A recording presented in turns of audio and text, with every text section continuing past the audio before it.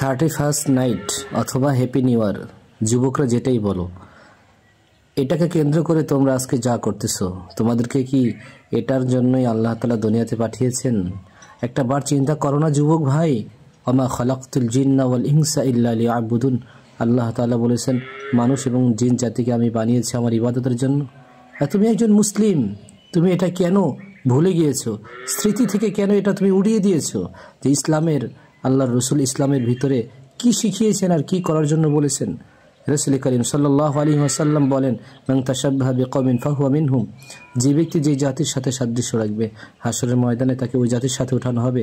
ও যুবক, আজকে ইহুদি, নাসারা, খ্রিস্টান, বেঈমানরা গান বাজনা শুনতেছে, আনন্দ উল্লাসে মেতে উঠতেছে, যা মন চায় তা করতেছে, আর তুমিও সেগুলোই করতেছো। তুমি কি জানো না নবী আমাকে বলেছেন আর দুনিয়া মাজরাতুল আখিরা, দুনিয়া হলো আখিরাত কামাই করার বাজার। দুনিয়া থেকে তুমি আখিরাতের জন্য বাজার করবা। আরে মুমিন বান্দা তো আনন্দ উল্লাস করবে, মনের মতো জিন্দেগি করবে জান্নাতের ভিতরে। এখানে তো মনের মতো নয়। আর দুনিয়া সিজনুল মুমিন ওয়া জান্নাতুল লিল কাফির, দুনিয়া হলো মুমিনের জন্য একটা একেবারে কয়েদিখানার মতো, আর কাফেরদের জন্য দুনিয়া জান্নাত। ওরা মন চায় যা করবে।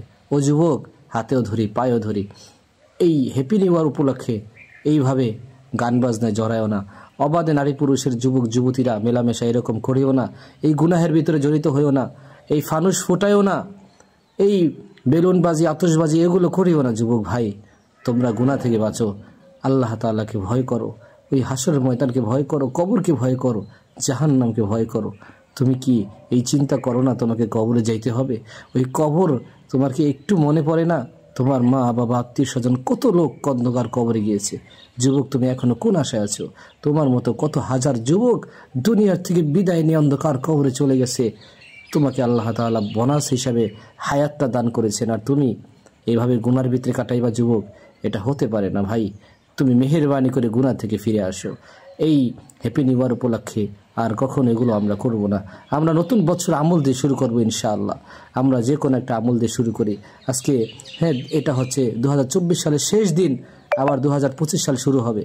তুমি আজকের সমস্ত নামাজগুলো ঠিকভাবে আদায় করো।